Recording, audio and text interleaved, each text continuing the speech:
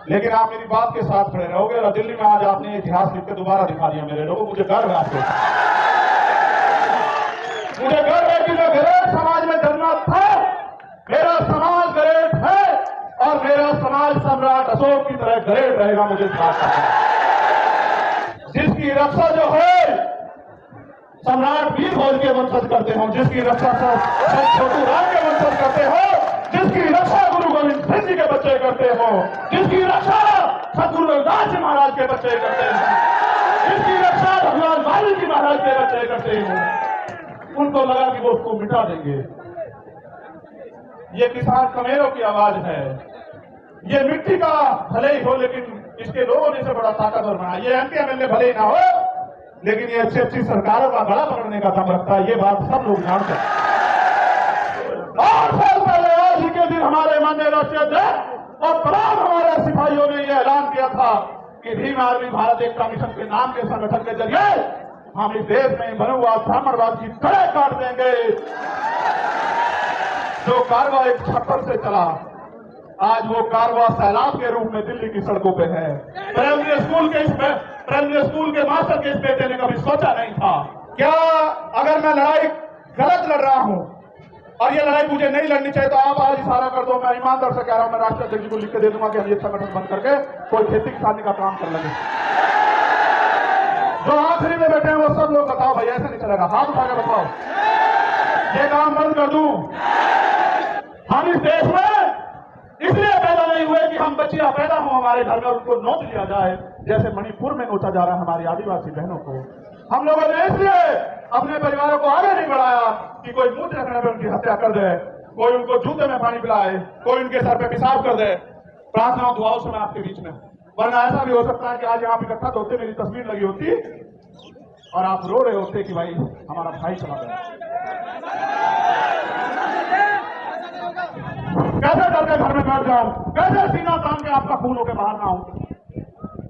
इसलिए यहां मैदान में हूं कि ये मैं समझना डर गया हूं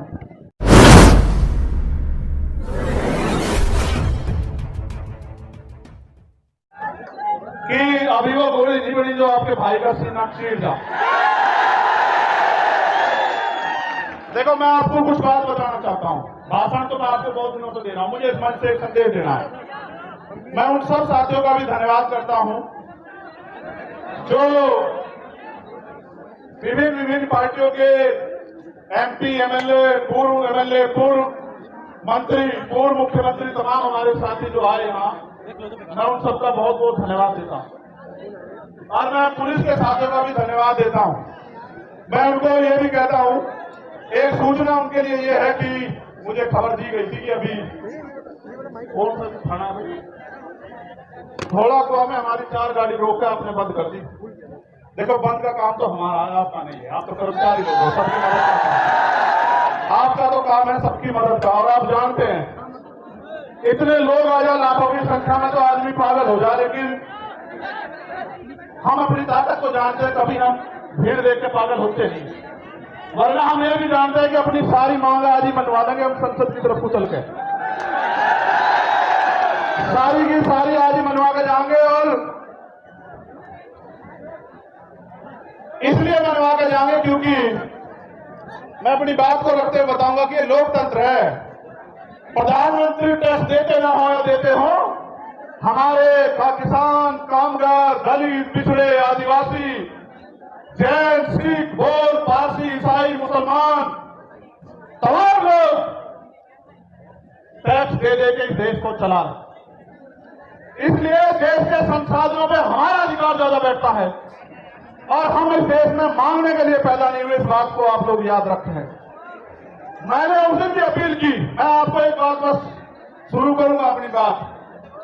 आप जानते हो जब मैं पहली बार जेल गया 8 जून 2017 को, भाई बैठ जाओ, देखो तुम खराब कर रहे हो, लौट जाओ मगर खड़े ना हो भाई, झंडा फेंकते बैठ जाओ, ऐसा ना करो, मजाक बढ़ेगी मेरी जगह, तुम मेरी बात नहीं सुनेंगे, मेरी मजाक बनवाना है भू, फिर बहुत बढ़िया। ये वाले तो नहीं काम के हैं, ये तो नहीं मानते। भाई राजेंद्र यादव जी तो जब मैं पहली बार जेल गया, आपको पता है कि मैं जब भी जेल गया मैं अपनी व्यक्तिगत लड़ाई में कभी नहीं गया। आप इस बात को जानते हैं, मेरा समाज इस बात को जानता है। अगर मैं झूठ कह रहा हूं तो समाज हाथ उठा के बतावे कि मैं गलत कह रहा हूं। जब मैं पहली बार जेल गया और जाने से पहले जब पूरी सरकार मेरे पीछे पड़ी हुई थी और ये कहा जा रहा था, डीजीपी का ये बयान है रेडी लॉ एंड ऑर्डर का, कह रहे सरेंडर नहीं कर देंगे चंद्रशेखर को। वो ये संदेश दे रहे थे कि हम इसका एनकाउंटर करके समाज को संदेश देंगे कि कोई भी अगर सरकार के खिलाफ खड़ा होगा हम उस आवाज को हमेशा के लिए बंद कर देंगे। लेकिन फिर 21 मई 2017 को आप मेरे समाज के सिर माथे सारे लोगों ने आके यही जंतर मंतर इसी पर आकर आपने मेरे हौसलों को बुलंद करके कहा कि लड़, हम तेरे साथ हैं। और वो दिन है, राज का दिन है, चाहे मैं सीए तेरा नाम से मैं जेल गया हूं, चाहे मैं ऐसी एक ताकत को लेकर गुरु रविदास घर की तरफ चल दिया था जब इन्होंने मेरी 250 लाठी मार के खाल उतार दी है कि सच्चो साहब अब तो एसीपी हो गए, जहां रात को मुझे जानवर की तरह मार कर घेरा गया, वो यही खड़े हैं। उनके जो साथी जिस थाने में मुझे मारा गया था 2-3 बार, वो भी मुझे सवेरे मिले थे। मैंने उनसे एक दिन पहले भी ये बात कही, जब मैं पहलवानों के आदर में आदमी भूलता नहीं हूं भाई। जिसने 1 इंच भी साथ दिया कतरा कतरा उसके लिए बहा दूंगा, लेकिन जिसने मेरे लोगों को फंसाया, जबकि आप जानते हैं कि मैं संविधान में विश्वास रखता हूं, चलो माफ कर दूंगा उसे भी, उसे भी माफ कर दूंगा। लेकिन इस बार आपने देखा कि क्या हुआ, जब वो सीबीआई से नहीं रोक पाए, ईडी से नहीं रोक पाए, इनकम टैक्स से नहीं रोक पाए, जब वो झूठे मुकदमों से नहीं रोक पाए, जेल से नहीं रोक पाए, तो कायरों की तरह आके उन्होंने मेरे ऊपर गोली चला दी। आपकी गोली की तमन्ना सच्ची थी और मेरे लोगों के खून के आंसुओं की संघर्ष की तमन्ना सच्ची थी। अगर आपके गोलियों की तमन्ना सच्ची होती और मुझे कोई आगे की लड़ाई ना लड़नी होती तो उसी दिन प्रकृति जो है मुझे खत्म कर देती, क्योंकि गोली से का जो सामना वो बड़ा खतरनाक था। मैं आपको ये बात इसलिए बताना चाहता हूं, मैं आपका खून हूं।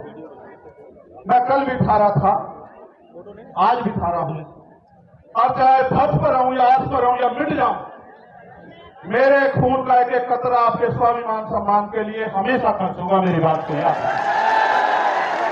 लोगों ने कितना गुमराह किया आपको, क्या क्या नहीं बताया, क्या क्या नहीं आरोप लगाए, फिर भी नहीं रोक पाए। क्योंकि जब एक गरीब का बेटा खड़ा होता है तो बहुत लोगों को तकलीफ होती है।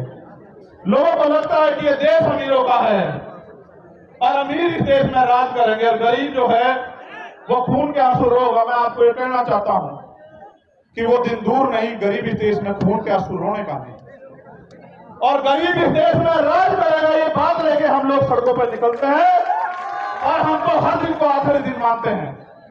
बात मेरी उसकी नहीं थी। जब मैं ज्ञापन पढ़ूंगा आपको पता लग जाएगा कि मैं अपनी लड़ाई लड़ने के लिए आया या मैं अपनी सुरक्षा की मांग करने आया या मैं सीबीआई जांच की मांग करने आया। मैं आपको बता दूंगा, मैंने समाज को इसलिए बुलाया अपने नाम से क्योंकि मैं जानता हूं कि चाहे आप पे 1 रोटी कम हो, चाहे आपको पानी ना मिले, चाहे गर्मी आपको कितनी परेशान कर रही हो, लेकिन आप मेरी बात के साथ खड़े रहोगे। और दिल्ली में आज आपने इतिहास लिख के दोबारा दिखा दिया मेरे लोगों, मुझे गर्व है आपको। मुझे गर्व है कि मैं गरीब समाज में जन्मा था, मेरा समाज ग्रेट है और मेरा समाज सम्राट अशोक की तरह ग्रेट रहेगा। मुझे इस बात का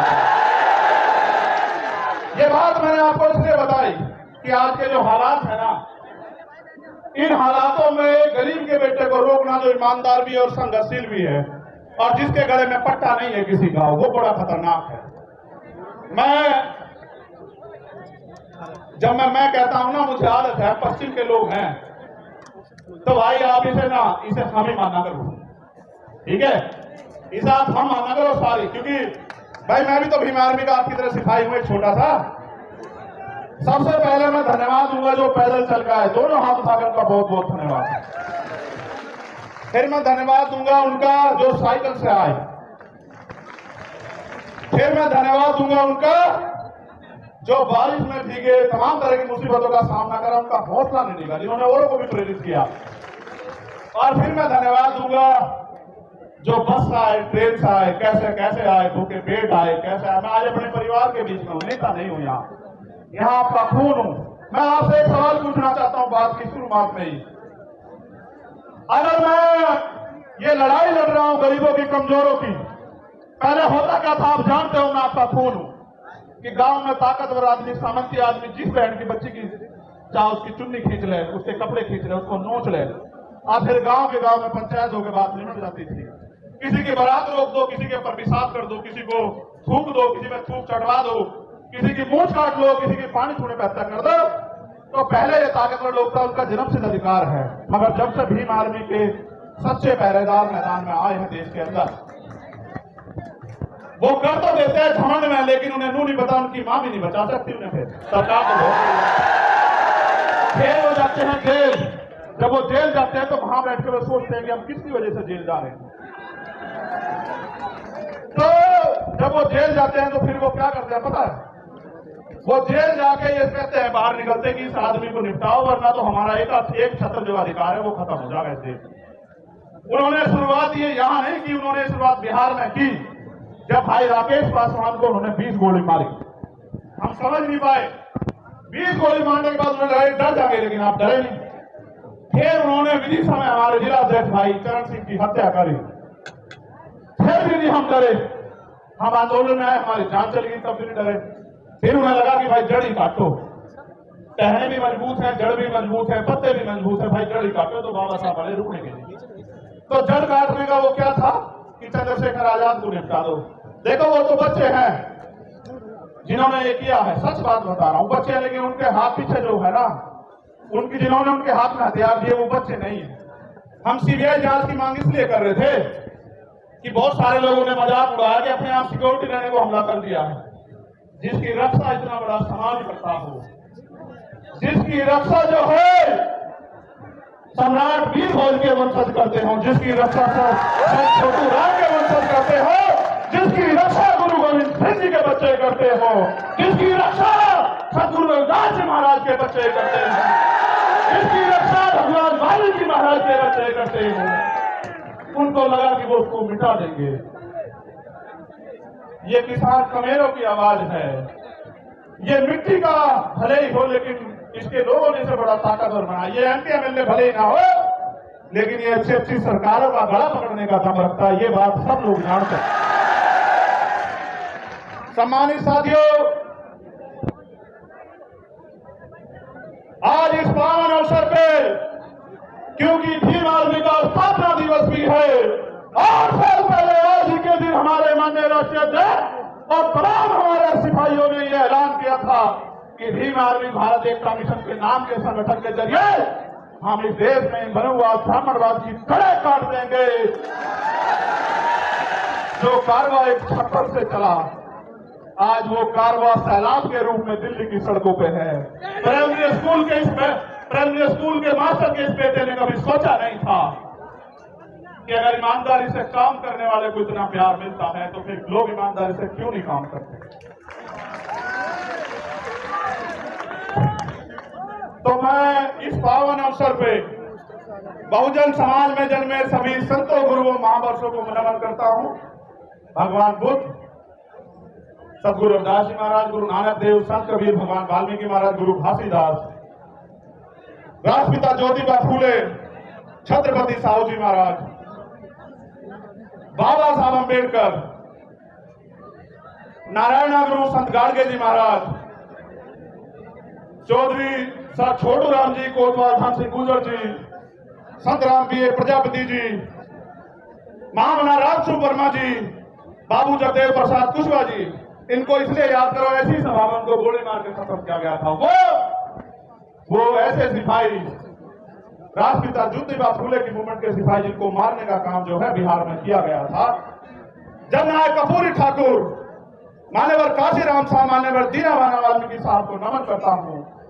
और सम्मानित साथियों, मुझे संदेश के तौर पर आपको ये कहना है, मैं आपसे पहले पूछना चाहता हूं, क्या मैं कोई गलत लड़ाई लड़ रहा हूं? नहीं, दोनों हाथ उठा के बताओ। एक चीज और बता दो पहले ही, बात पक्की करके चलेंगे। आज बेटियां पैर नहीं छुआ करते, बेटियों के दो हाथ सर पर रहने चाहिए। क्या अगर मैं लड़ाई गलत लड़ रहा हूं और ये लड़ाई मुझे नहीं लड़नी चाहिए, तो आप आज इशारा कर दो, मैं ईमानदार से कह रहा हूं, मैं राष्ट्रीय अध्यक्ष जी को लिख के दे दूंगा कि हम ये संगठन बंद करके कोई खेती किसानी का काम कर लगे। जो आखिरी में बैठे हैं वो सब लोग बताओ भाई, ऐसा नहीं चलेगा, हाथ उठा के बताओ, ये काम बंद कर दूं? अच्छा अब सुनो, फिर गौर करो, एक सेकेंड, एक मिनट रुक जाओ। ये काम कामयाब कैसे होगा ये भी समझते हो? कब तक मैं आपको दिल्ली बुलाता रहूंगा, भोपाल बुलाता रहूंगा, भरतपुर बुलाता रहूंगा, छत्तीसगढ़ उड़ीसा बुलाता रहूंगा, झारखंड बुलाता रहूंगा? कब तक? हर चीज की एक सीमा होती है। मैं भी आपको बुला बुला के थक गया, लेकिन जो अन्याय अत्याचार हो रहा है वो बंद नहीं हो रहा है। अन्याय अत्याचार बंद करने के लिए पहली 3 बातों पर आप गौर कर लो। पहली ये कि हमें संविधान ने बराबर के अधिकार दिए हैं, सत्ता में हमारे लोग नहीं हैं, इस वजह से क्योंकि जिनकी सत्ता होती है उनके साथ अन्याय अत्याचार नहीं होता है। तो माननीय काशीराम साहब कैडर में एक बताया करते थे कि हमारे पास 5 तरह के बल हैं। कितनी तरह के? 5 तरह के। आवाज आ रही है? गर्मी तो नहीं लग रही? बताओ, गर्मी लगे तो बंद करो। तो 5 तरह के बल है। पहला बल है बुद्धि बल। भाई कान से सुनो, वरना इसके चक्कर में पड़ जाओगे, सब खत्म हो जाओगे। पहला बल है बुद्धि बल, दूसरा बल है धन बल, तीसरा बल है बाहुबल, और चौथा बल है जल बल, और 5वां बल है मनोबल।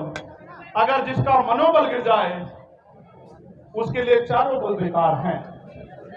मनोबल किसे कहते हैं? कि जब आप पहले ही हार मान लो। साहब भी कहते थे, मैं उनकी बात को आगे बढ़ाते हुए आपसे कह रहा हूं कि पहले तो दलित समाज जो है अपना, वो दलितपन छोड़े, अन्याय का जवाब देने के लिए तैयार होना चाहिए। हम इस देश में इसलिए पैदा नहीं हुए कि हम बच्चियां पैदा हो हमारे घर में उनको नोच लिया जाए, जैसे मणिपुर में नोचा जा रहा है हमारी आदिवासी बहनों को। हम लोगों ने इसलिए अपने परिवारों को आगे नहीं बढ़ाया कि कोई मुंह रखने पर उनकी हत्या कर दे, कोई उनको जूते में पानी पिलाए, कोई उनके सर पे पेशाब कर दे। इसलिए हमारे माँ बापों ने हमें जन्म नहीं दिया। इसलिए अपने मनोबल को ऊंचा करो। ये लोकतंत्र है, जिनके पास लोग होते हैं, जिनको उनका राज होता है। लोग आपके पास हैं, लेकिन राज कैसे आएगा इसका तरीका आपको बता देता हूं। राज ऐसे आएगा, जिन्होंने पहले काम किया, हमारे लोगों को मैं सुनता हूं कहते पिछड़े वर्ग के जो लोग हैं वो तैयार नहीं है बहुजन भाईचारे के लिए। ये बात बार बार कही जाती है कि पिछड़े वर्ग के लोग तैयार नहीं। मैं आपको सच बताना चाहता हूं, सच क्या है।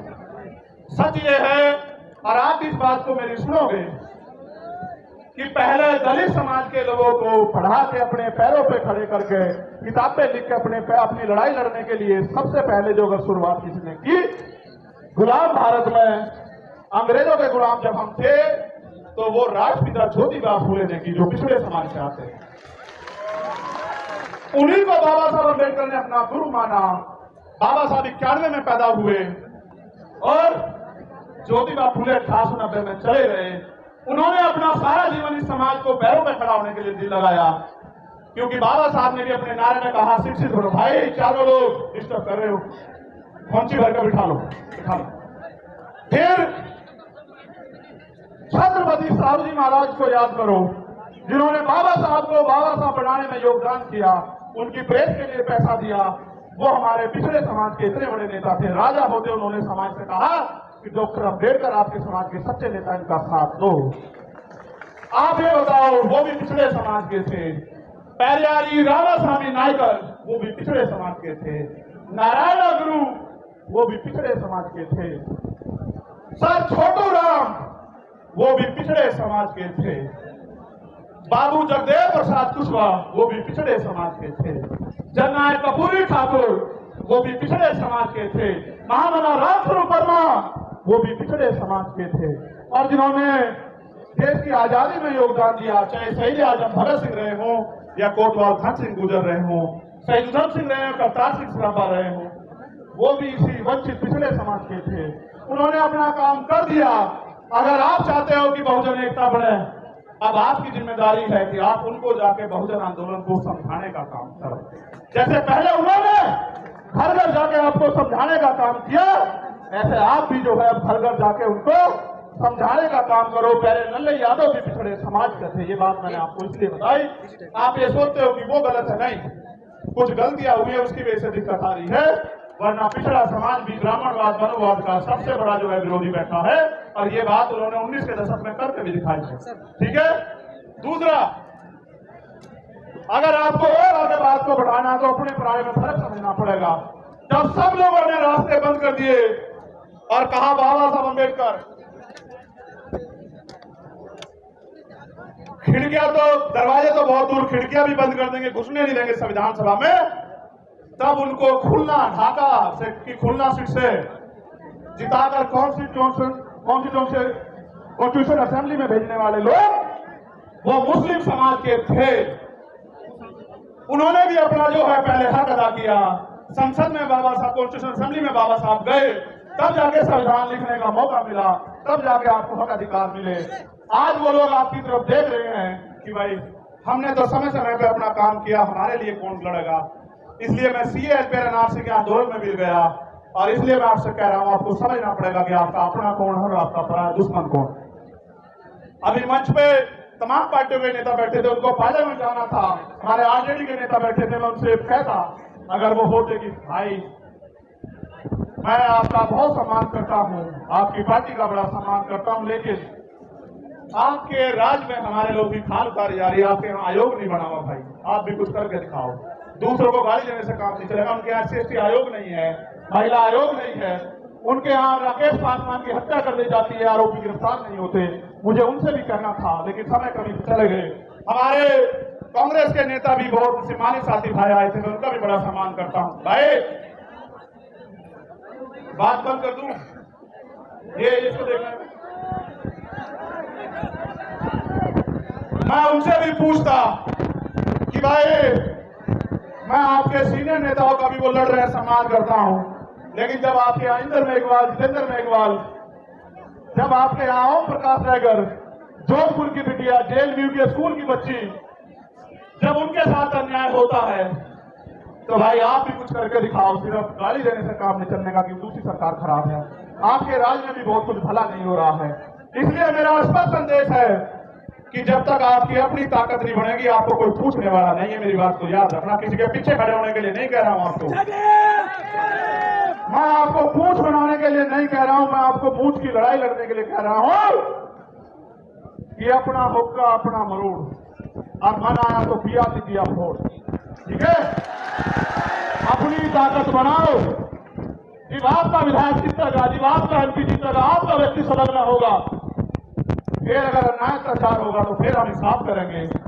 हमारा एक अम्बेडकरवादी सदन को चलने नहीं देगा, चाहे सदन ये वाला हो या विधानसभाओं के सदन है। तो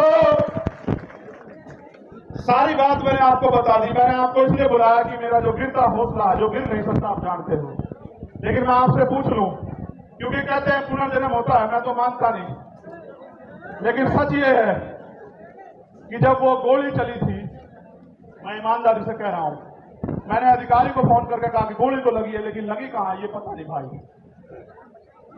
और पिछला जन्म भी, जीवन भी आपके लिए था एक खतरा, और ये जीवन भी आपके लिए, ये ऐलान करने के लिए आपको। दूसरा, CBI जांच क्यों जरूरी है, ये भी सुन लो।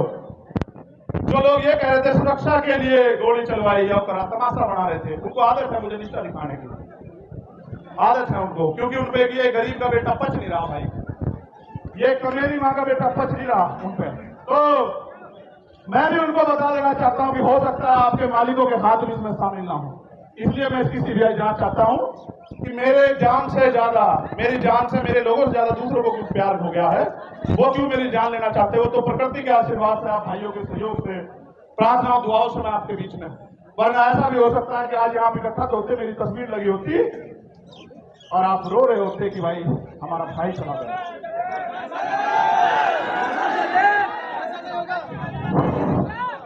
मैं जानता हूं कैसे कैसे उधार पैसे लेकर आए होंगे, और आने जाने के बाद जब खबर आएगी कि आपका कोई और मुसीबत ना पड़ जाए, लेकिन जब आप अपनी जगह से नहीं हिलते तो फिर मेरे साथ कोई मुसीबत आ जाए, मुझे भी हिलने का मेरा मन नहीं करता। आप बताओ कैसे छोड़ दूं, आपके हाथ कैसे छोड़ूं, आप बताओ कैसे छोड़ूं आपके हाथ जिन्होंने मेरे लिए दिन रात नहीं देखा, आंधी तूफान नहीं देखा, गर्मी नहीं देखी, बारिश नहीं देखी, कोई भी मुसीबत नहीं देखी, भूख प्यास, उनका हाथ कैसे छोड़ दूं, उस समाज का हाथ कैसे छोड़ दूं, कैसे डर के घर में बैठ जाऊं, कैसे सीना तान के आपका खून होकर बाहर ना आऊं। इसलिए यहां मैदान में हूं कि ये मैं समझना डर गया हूं, जिस दिन डर गया ये समझना कि मर गया हूं। जब तक जिंदा हूं पूरी ताकत से इस लड़ाई को लड़ूंगा। दिल्ली के भी बहुत साथी आए, मध्य प्रदेश के बहुत साथी आए, 22-23 स्टेट से साथी आए, थोड़े थोड़े अपना अपना प्रतिनिधित्व करने के लिए। 2,000 किलोमीटर से लोग आए, उड़ीसा से आए, झारखंड से आए, तेलंगाना से आए, कर्नाटक से आए, त्रिपुरा से आए, असम से आए, बंगाल से आए, बिहार से आए, राजस्थान से आए, कश्मीर से आए, पंजाब से आए, हरियाणा से आए, यूपी से आए। यूपी वालों का तो खून तो सभी का हो।